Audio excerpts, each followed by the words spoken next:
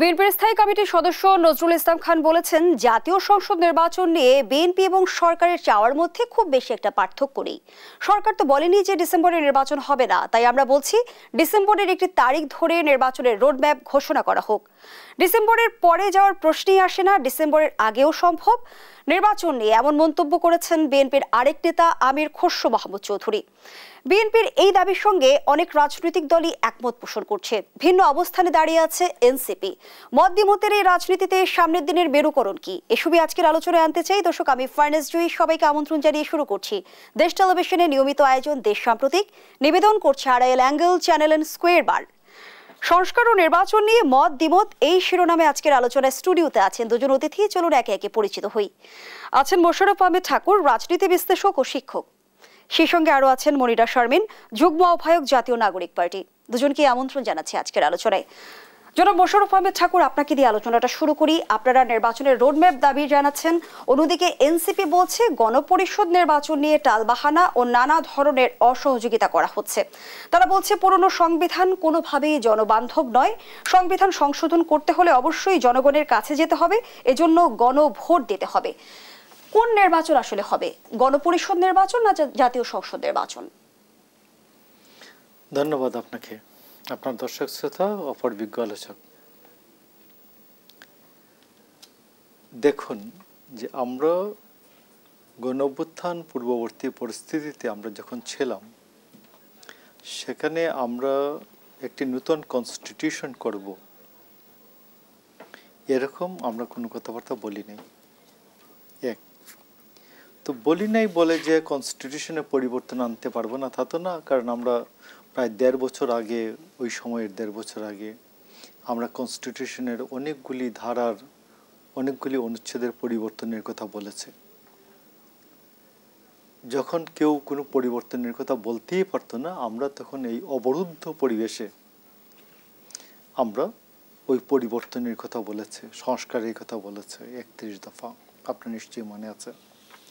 আজকে যারা মুক্ত বাতাসে যখন বলছেন যে এই পরিবর্তন, তো আমরা এটাতে আমরা মনে করি যে আমরা যদি সবাই একমত হতাম তাহলে তো একটা পার্টি করতাম। ভিন্ন ভিন্ন মত থাকবে, তার মধ্যে আলোচনা হবে, সমাধান হবে, ডায়ালগ অ্যান্ড সেটেলমেন্ট হবে। তো সেই ক্ষেত্রে আমি যাহা বলি তাহাই হবে, আমি যাহা বলি তাহাই করতে হবে, আমি যাহা বলি তাহাই শর্ত, তাহাই কন্ডিশন, এটাই বাস্তবায়ন করতে হবে। এটা হচ্ছে ফ্যাসিবাদের যে পতিত ফ্যাসিস্টদের যে মতবাদ, ফেলে যাওয়া মতবাদ, পতিত মতবাদ, এটা এক ধরনের, এটা সংক্রামক ব্যাধির মতো। তো এটা সংক্রমিত হয়েছে আমাদের মধ্যে অনেকেরই। আমরা যাহা বলি এটাই করতে হবে। নাম্বার 2 হচ্ছে, আপনি দেখুন যে আপনি তো আইনের ছাত্রী। আমাদের যে বিদ্যমান সংবিধান আছে, বিদ্যমান সংবিধানের 106 অনুচ্ছেদ অনুযায়ী আমাদের রাষ্ট্রপতি এই একটা মতামত নিয়েছেন সুপ্রিম কোর্ট অ্যাপিলেট ডিভিশনের, এবং সেই মতামতের ভিত্তি হচ্ছে এই বর্তমান গভর্নমেন্টের লেজিটিমেসি। তো this is a legitimate government. এই লেজিটিমেট গভর্নমেন্টটি সংবিধানের অধীনে শপথ নিয়েছেন, সংবিধানকে তারা রক্ষণ করবেন, এই শপথ নিয়েছেন। তো এখন আপনি যা বলেন যে বিদ্যমান সংবিধান যদি একেবারেই পরিত্যাজ্য হতো, তাহলে তারা শুরুতেই বলতে পারতেন, যারা আজকে গণঅভ্যুত্থানের তরুণ বলেন যে আমরা নিয়ামক শক্তি, ফাইন। তো সেইখানে তারা বলতে পারতেন যে এই সংবিধানের অধীনে আমরা। কেন তারা বলেননি সেই প্রশ্নের উত্তর জানতে চাই মনিরা শারমিন। গণঅভ্যুত্থানের আগে আপনারা সংবিধানের বিষয়ে কোনো অভিযোগ কেন রাখেননি? এখন আপনারা কেন বলছেন বিদ্যমান সংবিধান কোনো কাজেই আসছে না, এটাকে বাদ দিতে হবে? ধন্যবাদ আপনাকে, যারা দেখছেন তাদের শুভেচ্ছা এবং আমার সহ আলোচক ভাইকে অনেক শুভেচ্ছা। দেখুন, অভ্যুত্থান তো আসলে কোনো সংবিধান মেনে হয়নি। প্রথমত বাংলাদেশে যে একটা অভ্যুত্থান হয়েছে সেটা কোনো সংবিধান মেনে হয়নি, এবং সেই সংবিধান যেই এত বছর ধরে একটা, গত 15 বছর ধরে একটা ফ্যাসিস্ট কাঠামোকে যেভাবে করে এই সংবিধানটি ধরে রেখেছিল, এবং এই সংবিধানের উপরে ভিত্তি করেই একেবারে আমি যদি বলি ক্ষমতা সর্বস্ব, মানে এর থেকে বেশি আল্লাহর পরে প্রধানমন্ত্রী, এরকম একটা অবস্থায় আসলে এই সংবিধানই আসলে ফ্যাসিস্ট একটা সরকার বানিয়েছে। সেই জায়গায় থেকে কিন্তু বাংলাদেশের ছাত্র জনতা যেই একটা অভ্যুত্থান করেছে, এবং তখন কিন্তু সংবিধান, তারা কোনো সংবিধান মতে কিন্তু আসলে অভ্যুত্থান হয়নি। এবং অভ্যুত্থানের পরেই, মানে আপনি যদি অভ্যুত্থানের আকাঙ্ক্ষা এবং অভ্যুত্থানের কথা বলেন, এবং প্রিএম্বলে কিন্তু লেখা আছে যে যখন এই সংবিধানের আসলে যখন জন আকাঙ্ক্ষা প্রতিফলিত যদি না হয়, তাহলে তো আসলে সংবিধানের কোনো আসলে মূল্য নাই। এবং এই ছাত্র জনতার অভ্যুত্থানের মধ্যে দিয়েই এই জন আকাঙ্ক্ষার আসলে প্রতিফলন হয়েছে। সেজন্য আমরা বলছি যে অভ্যুত্থানের আগে তো আসলে এটা বলার কোনো কারণ নাই, কারণ একটা সংবিধান তখন ভিলিফাই হয়ে গেছে যখন আসলে অভ্যুত্থানটা হয়েছে, এবং ছাত্র জনতা এই সংবিধানকে ছুঁড়ে ফেলেছে। সুতরাং এই জন আকাঙ্ক্ষার প্রতিফলনই একটা সংবিধান হবে। আপনি বলছেন ছাত্র জনতা সংবিধানকে ছুঁড়ে ফেলেছে, কিন্তু সেই সংবিধানের অধীনেই তো অন্তর্বর্তী সরকার শপথ নিয়েছে। জি, একদমই। কারণ দেখেন, এই ছাত্র জনতার অভ্যুত্থানের পরে যখন আসলে অভ্যুত্থানের রিপ্রেজেন্টেটিভ যে দুইজন ছিলেন এবং পুরো উপদেষ্টা মণ্ডলী ছিলেন, তারা এই সংবিধানের উপরেই আসলে শপথ নিয়েছেন। কিন্তু দেখেন, এইখানে তো আসলে অন্যান্য আরো এর আগে বিভিন্ন দলকে ডাকা হয়েছিল, এবং আমরা জানি যে ছাত্রদের প্রতিনিধিকেও ডাকা হয়েছিল, এবং বিভিন্ন দলের সমন্বয়ে কিন্তু আসলে এই আলাপ আলোচনাটি হয়েছিল যে কেন আসলে এই জাতীয় সরকারের দিকে গেল না, কেন আসলে এই সংবিধান বাতিল হলো না। সুতরাং আমরা বহুদিন ধরে আসলে সংবিধানটাকে এমন একটা পজিশনে রেখে দেওয়া হয়েছে যে বারবার করে কিন্তু আমরা গত 15 বছর শুনেছি যে সাংবিধানিক শূন্যতা তৈরি হবে, এবং আমরা কিন্তু অভ্যুত্থান পরবর্তী সময়ে বেশ কয়েকবার এই কথাটা শুনেছি। যখন আমরা বলেছি যে আমরা রাষ্ট্রপতি চুপ করে অপসারণ চাই, তখন আমরা আবার শুনলাম যে সাংবিধানিক শূন্যতা তৈরি হবে। এবং নানানভাবে যখন আসলে আমরা কিন্তু দেখেন একটা অভ্যুত্থান পরবর্তী সময় দেশে এই ছাত্র জনতা কিন্তু সবসময় চেয়েছে একটা স্টেবিলিটি, এবং সকল রাজনৈতিক দলের মতামতের ভিত্তিতে একটা সুন্দর বাংলাদেশ আমরা চাই। সেই জায়গা থেকে এই জাতীয় ঐক্যের কথা, যেটা আসলে এর পরবর্তীতে ডক্টর ইউনূস সরকার এবং এখন যে ঐকমত্য কমিশন, সবকিছুই কিন্তু আসলে এই জাতীয় ঐক্যের জন্য। সেই জায়গা থেকে আসলে কেন গণঅভ্যুত্থানের পরপর জাতীয় সরকার গঠিত হয়নি সেই ব্যাখ্যা আপনারা দিয়েছেন। এবারও কি আসলে আপনারা আপনাদের অবস্থান থেকে সরে আসবেন? আপনারা যেমনটি বলছেন নির্বাচন হলে গণপরিষদ নির্বাচনই হতে হবে, কিন্তু বড় বড় রাজনৈতিক দলগুলো তো দাবি করছে জাতীয় সংসদ নির্বাচন। জি, দেখুন, আমাদের সরে আসার তো কোনো আসলে সুযোগ নেই, কারণ আমরা বলছি, এবং আমার মনে হয় যে এই বিষয়টা যে এনসিপি যে শুধু বলছে, ব্যাপারটা কিন্তু শুধু সেটা না। কারণ এই সংবিধানের যে একটা বড় ধরনের সংস্কার প্রয়োজন, এবং এই সংবিধানটা আসলে যে আমাদের প্রতিফলন না, আমাদের আশা আকাঙ্ক্ষার প্রতিফলন না, এটা কিন্তু বিএনপি অস্বীকার করতে পারবেন না। কারণ যখন বিএনপি আসলে এই সংস্কার প্রস্তাবনা দিয়েছেন, তখন কিন্তু তারা মোটামুটি 60% তারা কিন্তু আসলে বলেছেন যে তারা একমত হতে পেরেছেন যে এই সংবিধানের আসলে সংস্কার প্রয়োজন। এবং অন্যান্য আপনি যদি দেখেন, অন্যান্য রাজনৈতিক দলের মধ্যেও কিন্তু এই কথাগুলো বারবার এসছে। সুতরাং আমরা গণপরিষদ নির্বাচনের কথা বলছি, এবং সেটাও কিন্তু আসলে মানে সকলের ঐকমত্যের ভিত্তিতেই হইতে হবে। এখন সেই জায়গা থেকে গণপরিষদ নির্বাচন যদি না হয়, তাহলে এই সংবিধানের উপরে ভিত্তি করেই যদি আবার একটা ফ্যাসিস্ট কাঠামো, এই কাঠামোর মধ্যেই যদি আবার একটা জাতীয় সংসদ নির্বাচন হয়, সেটা আমরা মনে করি না যে সেটা আসলে মানে হয়তো এই নির্বাচনটা খুব ভালো হবে, কিন্তু পরবর্তীতে এটা আসলে সাস্টেইন করবে বলে আমরা মনে করি না। সুতরাং আমাদের পক্ষ থেকে আমাদের দলীয় অবস্থান হচ্ছে এটা গণপরিষদ কাম জাতীয় নির্বাচন হতে পারে। কারণ প্রথমে যারাই আসলে আসবেন সরকারে, তারা হচ্ছে আসলে প্রথমে সংবিধান পুনর্লিখন করবেন, এবং বড় ধরনের যে সংস্কারগুলো আমরা বলছি, এবং সকলেই কিন্তু আসলে ঐকমত্য কমিশনের কাছে নিজেদের প্রস্তাবনা জমা দিয়েছে। সুতরাং সংস্কার বিরোধী কিন্তু কেউ না। সুতরাং এই জায়গায় আমাদের ঐকমত্যে আসতে খুব বেশি অসুবিধা হওয়ার আসলে অবকাশ আছে বলে আমি ধন্যবাদ জানাচ্ছি। মনিরা শারমিন। মোশাররফ আহমেদ ঠাকুর, প্রধানমন্ত্রীর একচ্ছত্র ক্ষমতা নিয়ে আমরা এর আগেও নানামুখী আলোচনা শুনেছি। সংস্কার কমিশনের পক্ষ থেকেও কিন্তু এমন একটি প্রস্তাব রয়েছে যে 2 মেয়াদের বেশি প্রধানমন্ত্রী হতে পারবেন না, কিন্তু বিএনপি এ বিষয়ে আপত্তি জানিয়েছে। বিএনপি বলছে একবার বিরতি দিয়ে 3য় মেয়াদে আবার একজন প্রধানমন্ত্রী হতে পারবেন। যেমনটি আসলে মনিরা শারমিন বলছিল যে আল্লাহর পর প্রধানমন্ত্রী, সংবিধানই প্রধানমন্ত্রীকে ফ্যাসিস্ট বানিয়েছে। ব্যাখ্যাটা আপনার কাছ থেকে জানতে চাই। আমি আপনাকে বলি যে এটা হচ্ছে 15th অ্যামেন্ডমেন্টে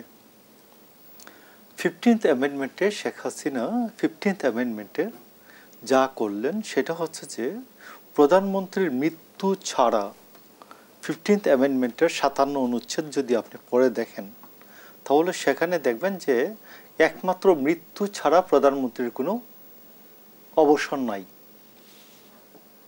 বুঝছেন? তো সেই রকম যে 15th অ্যামেন্ডমেন্ট প্রায় 1/3 কনস্টিটিউশনকে উলট পালট করে দিয়েছে।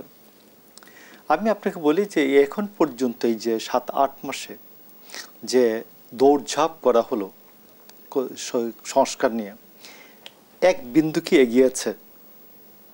এক বিন্দু কি এইখানে রাষ্ট্র এগোতে পেরেছে? পারেনি। শুধুমাত্র আমাদের যে বিচার বিভাগ 15th অ্যামেন্ডমেন্ট বাতিল করে দিয়েছে। দেখুন, যেটুকুন সংস্কার হয়েছে সেইটুকুন সংস্কার হয়েছে বিচার বিভাগের হাত ধরে।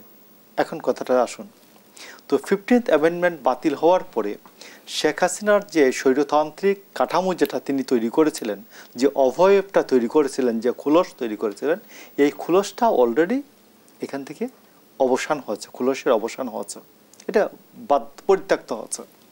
তো সেইখানে আমি আপনাকে বলছি যে এবং এখনও যেটুকুন দরকার, যে আগামী পার্লামেন্টের আগ পর্যন্ত, পার্লামেন্টে নির্বাচনের একটা নির্বাচিত পার্লামেন্ট আসার আগ পর্যন্ত কিছু যদি সংস্কার করতে হয়, সেটা বিচার বিভাগের কাছে যেতে হবে।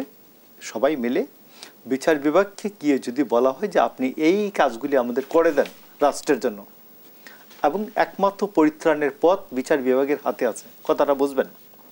এই কোনো কমিশনের হাতে নাই। এই কমিশনগুলি আমি আপনাকে মনে আছে আজ থেকে আরও 6 মাস আগে আমি বলছিলাম যে একটা সবার এই প্রস্তাবগুলি, বিএনপির 31 দফা, অন্যান্যদের অন্যান্য দফাগুলি, এগুলি মিলিয়ে একটি জাতীয় সনদ হতে পারে। জাতীয় সনদে মূল পার্টিগুলি স্বাক্ষর করবেন এবং পরবর্তী পার্লামেন্ট এই জাতীয় সনদটা বাস্তবায়ন করবেন।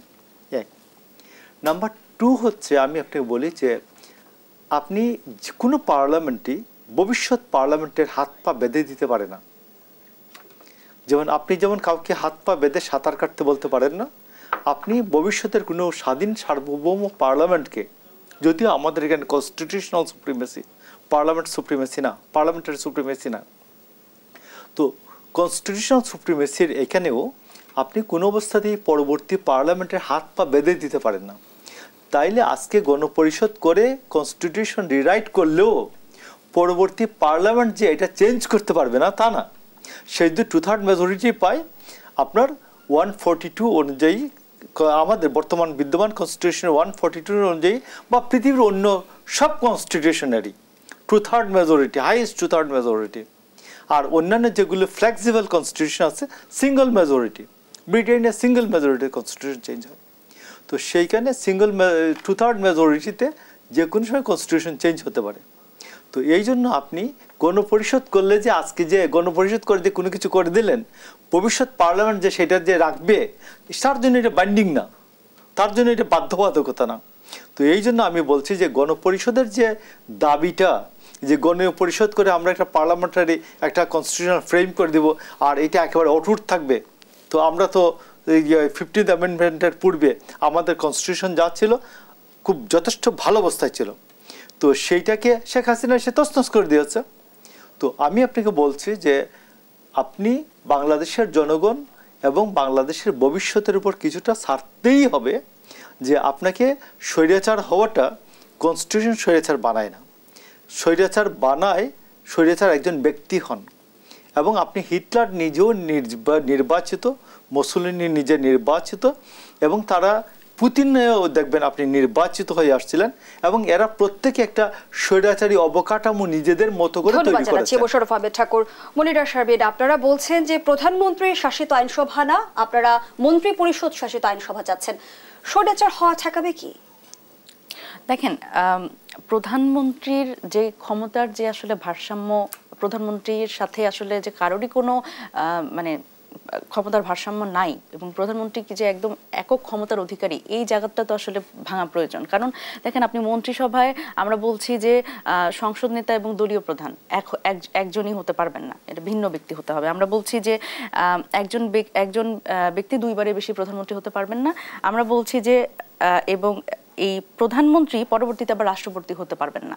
সুতরাং এইভাবে করে যদি আমরা ক্ষমতার এই ভারসাম্যটা করি, তাহলে আমাদের মনে হয় যে এটা অবশ্যই সেই স্বৈরাচার হওয়া ঠেকাবে। এবং মন্ত্রী পরিষদটাকে তো আসলে এক ধরনের পাওয়ার দিতে হবে। এবং এই যে আমরা যে বলছি যে উচ্চ কক্ষ এবং নিম্ন কক্ষ, এই উচ্চ কক্ষ এবং নিম্ন কক্ষের যে আমরা সবসময় যে দেখি যে 2/3 ভোটের মাধ্যমে আসলে এই সংবিধান সংশোধন, আমরা বলছি যে সংবিধান সংশোধন করতে হলে উভয় কক্ষের 2/3 হতে হবে।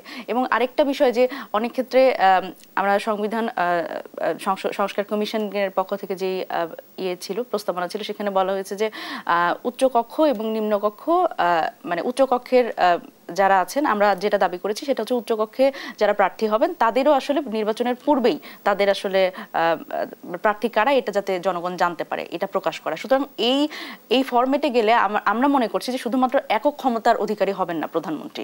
সুতরাং সেই জায়গা থেকে এটা একটা সমাধান হতে পারে অবশ্যই।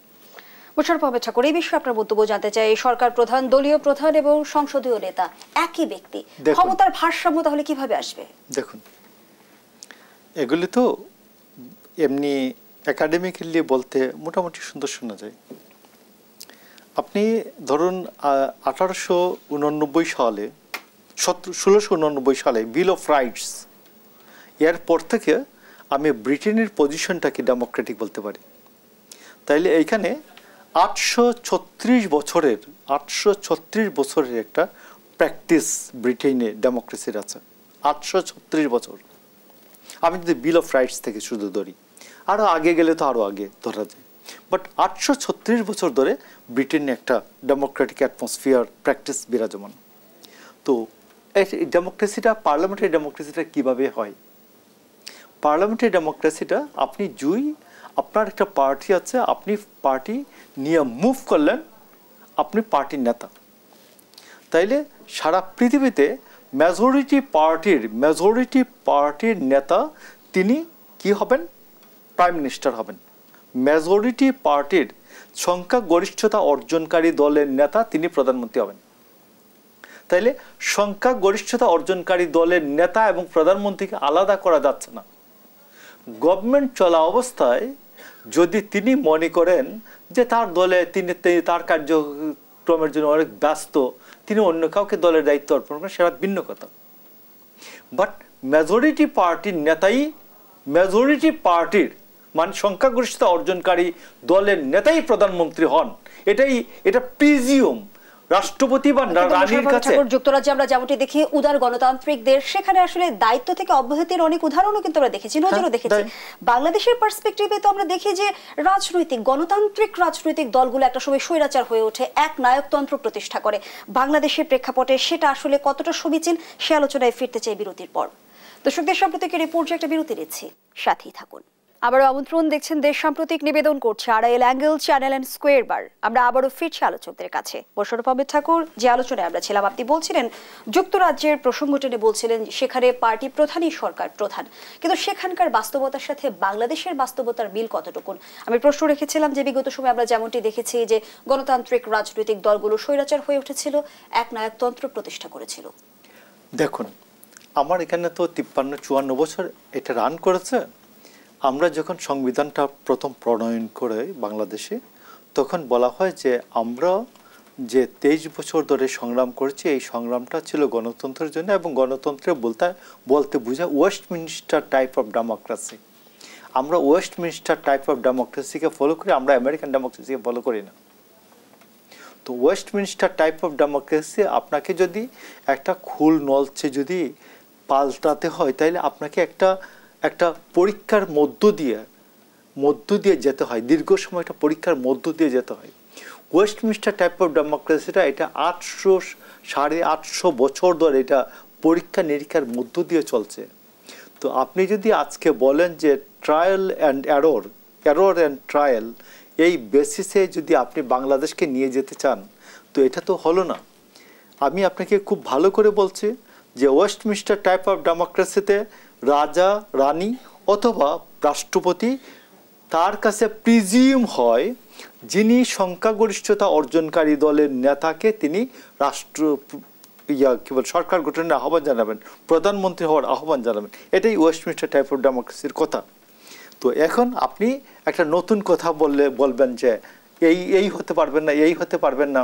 আপনাকে আমি ছোটবেলা আমরা একটা কবিতা পড়তাম, বাবুরাম সাপুড়ে। তাই আমি মাছ থেকে পড়ি, যে সাপের চোখ নেই, শিং নেই, চোখ নেই, ছুটে না কো হাঁটে না, কাউকে যে কাটে না, করে না কো ফুসফাস, মারে না কো ঢুসঢাস, নেই কোনো উৎপাত, খাই শুধু দুধ ভাত, সেই সাপ জানতো গোটা দই আনতো, তেরে মেরে ডান্ডা করে দেই ঠান্ডা। তো এমন একটা সরকার চাই না, তেরে মেরে ডান্ডা করে দেই ঠান্ডা, এমন একটা গভর্নমেন্ট তো আমি চাই না। I need a strong government to run the dream of this country. আমি জনগণের ভবিষ্যৎ এবং স্বপ্নকে এগিয়ে নেওয়ার জন্য আমি একটা স্ট্রং সরকার চাই, শক্তিশালী সরকার চাই। তো সেই সরকার, যে সরকার বাংলাদেশের মানুষের অধিকারের কথা বলবে, যে সরকার মানুষের অধিকারকে সমুন্নত রাখবে, এটা হচ্ছে সরকার ব্যবস্থার কথা প্রত্যাশা। তো এখন যে কোনো কেউ যদি এই যে আপনার বলছে এখানে আমার ছোট বোন, আমার কন্যা সম, সে বলছে যে কি বলে সংবিধান মেনে কোনো কিছুই হয় না। এই যে আজকে যে ইয়াদের যে পলিটেকনিকের ছাত্ররা যে করছে, রাস্তাঘাট অবরোধ করে আসছে, এটা কি সংবিধান মেনে করছে? এটা কি সংবিধান মেনে করছে? কোনো আন্দোলনে পৃথিবীর সংবিধান মেনে হয় না, এই জন্য পরের দিনই সংবিধান ফেলে দেওয়া হয় না। বরঞ্চ ওই নতুন আন্দোলনের মধ্য দিয়ে উপলব্ধি হয় সংবিধানের কোন কোন জায়গাগুলিতে আমার লফুলস আছে, এই জায়গাগুলিকে আমি সংস্কার করব।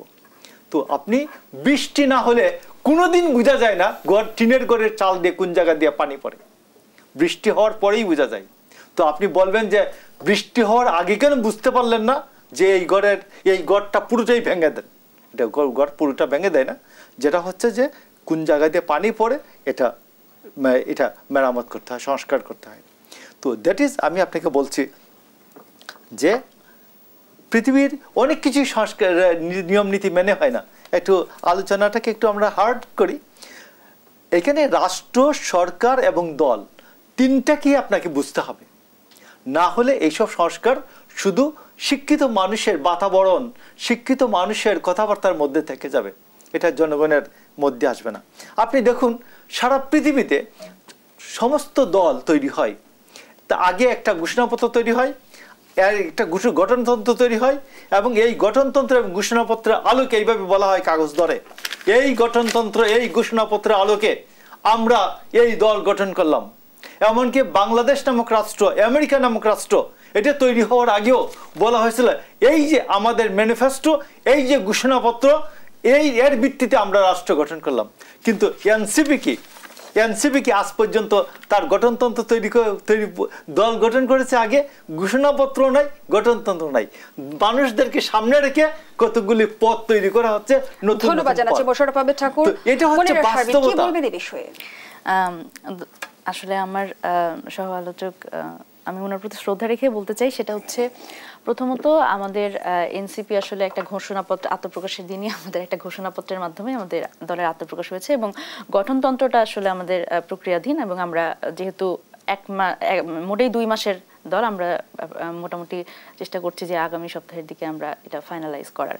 এবং আমার আরেকটা জিনিস কি মনে হয় যে আন্দোলন তো আসলে আন্দোলন এবং অভ্যুত্থান, এই দুইটার আসলে একটা পার্থক্য বুঝতে হবে আমাদের। হ্যাঁ, কারণ হচ্ছে এবার এই ভাই যেটা বলছিলেন যে পলিটেকনিকের আন্দোলনের কথায়, সেটাও সংবিধান মেনে হচ্ছে না। আন্দোলন এবং অভ্যুত্থান, এবং বাংলাদেশে যে একটা অভ্যুত্থান ঘটে গেছে, এবং সেটা আসলে এই ছাত্র জনতার আসলে কোন আকাঙ্ক্ষা, কোন আশার ভিত্তিতে আসলে সেই মানে অভ্যুত্থানটা হয়েছে, এটা আসলে আমরা মনে হয় বুঝতে পারছি না। এবং আমাদের মনে হয় বড় দল হিসেবে বিএনপির এখানে দায় আরো অনেক বেশি, যে যেখানে তাদের এই বোঝাটা দেখেন।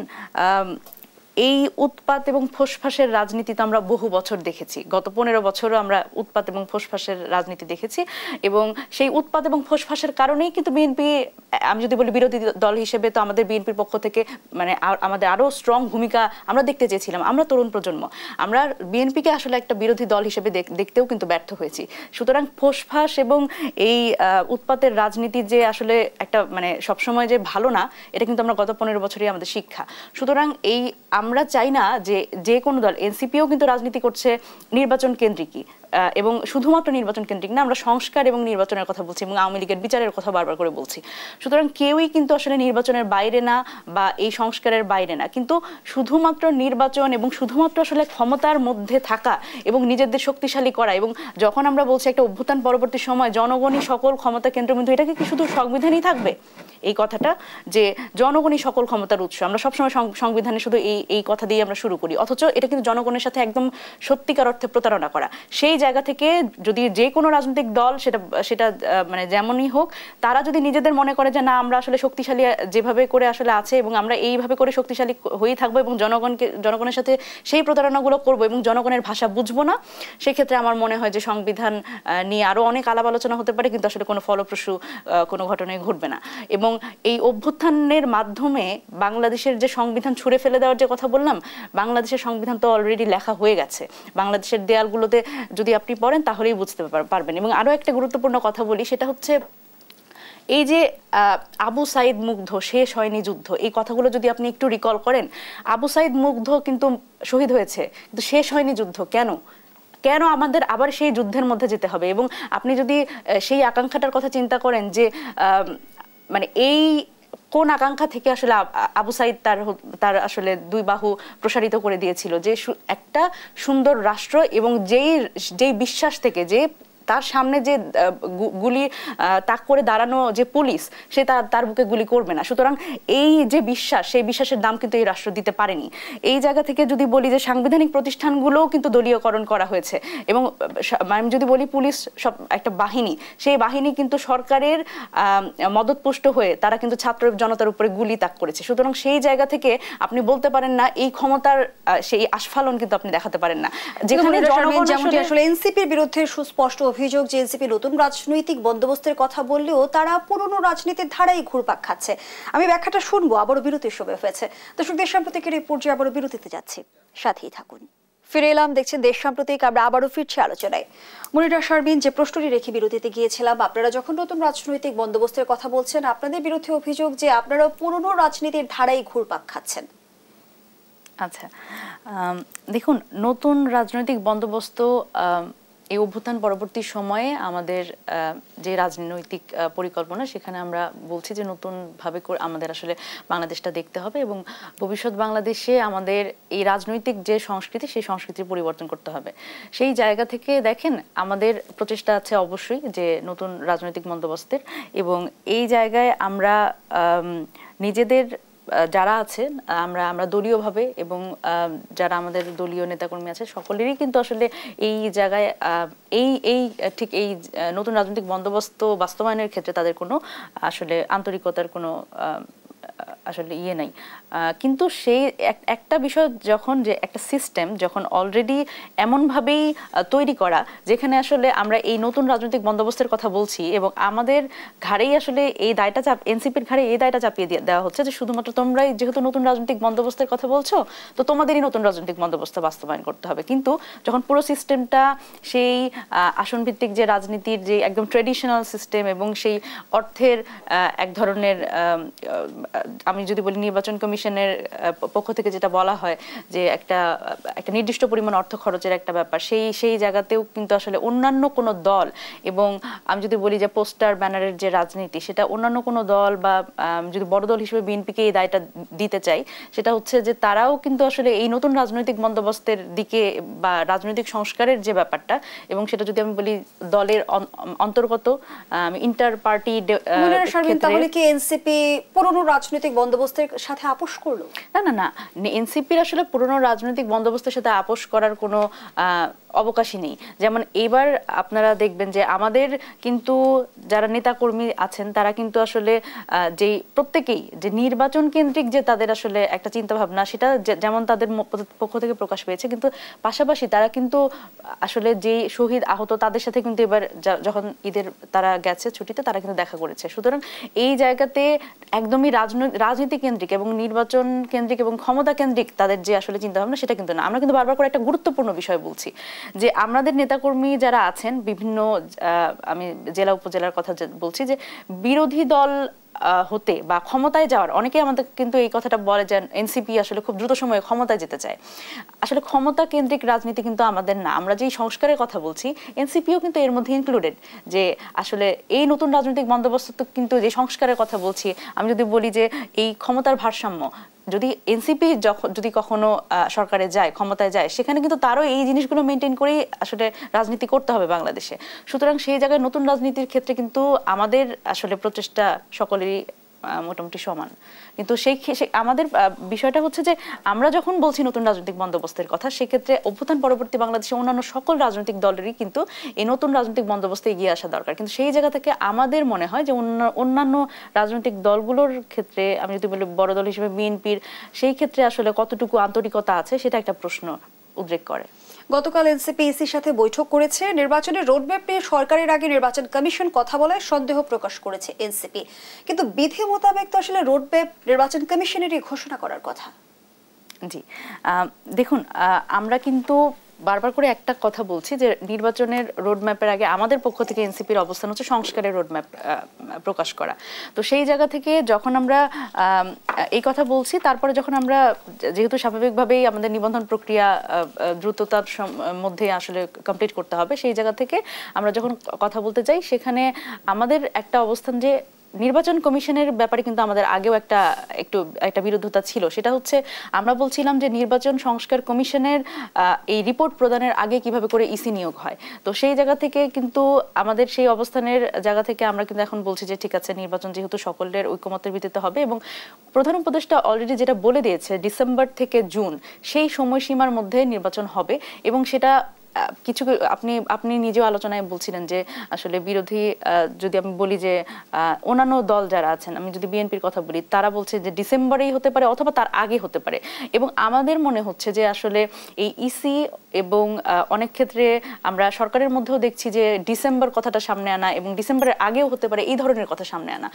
ডিসেম্বর যদি ইসি থেকে বলা হয়ে থাকে, সেটা তো আসলে সরকারের সম্ভাব্য নির্বাচনের সময় একটি, নিশ্চয়ই ডিসেম্বর থেকে জুনের কথা যেটা সরকার বলছে। জি, আমরা আমাদের একটাই অবস্থান, সেটা হচ্ছে আমরা বলছি যে ন্যূনতম যে সংস্কার, মৌলিক সংস্কারের কথা বলছি, সেই মৌলিক সংস্কারের আগে আমাদের আসলে এই নির্বাচনের ব্যাপারে অবশ্যই আপত্তি আছে। আমরা বারবার করে বলছি যে ফ্যাসিস্ট কাঠামোর মধ্যে বিচরণ করে আমরা কোনোভাবে আসলে মোশাররফ ঠাকুর গতকাল ইসির সাথে বৈঠকের পর যেমনটি এনসিপি নেতা নাসিরউদ্দিন পাটোয়ারি জানালেন যে সংস্কারের প্রত্যেকটি রিপোর্টের ওয়ার্ড বাই ওয়ার্ডের প্রয়োগের মধ্য দিয়ে নির্বাচনে যেতে চায় এনসিপি।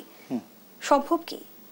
এটা নাসিরউদ্দিন পাটোয়ারির বাপের জমিদারি যে প্রত্যেকটা ওয়ার্ড টু ওয়ার্ড বাস্তবায়নের পর নির্বাচন হবে?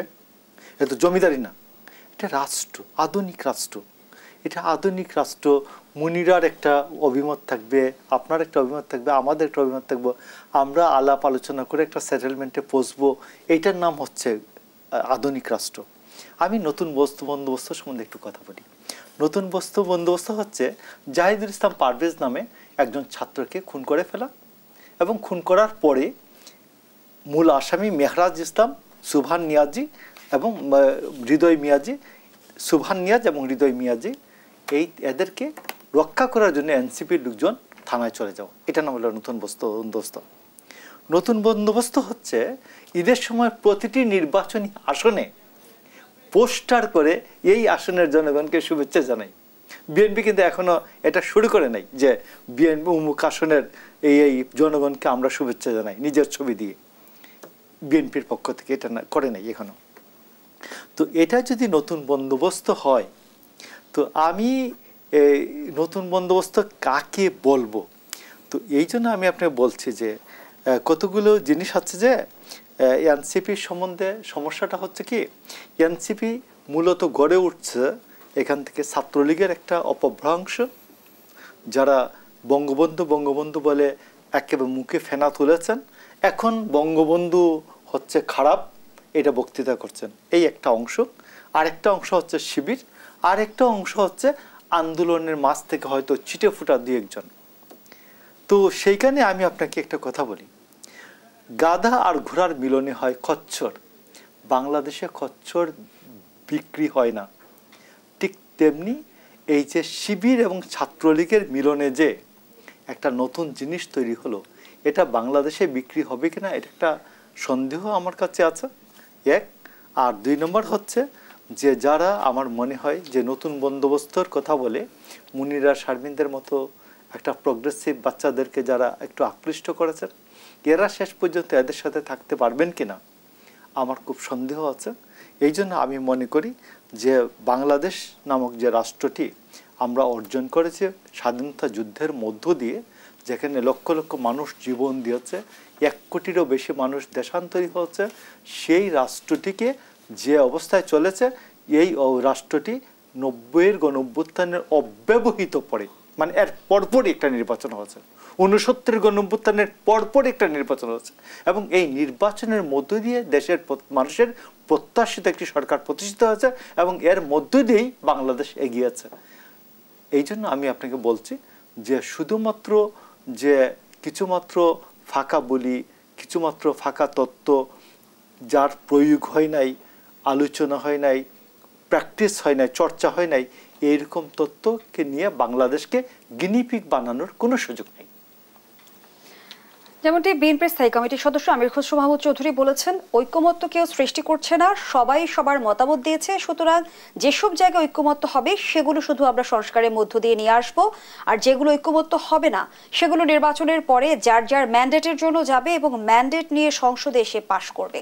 কি বলবেন মুনিরা শারমিন?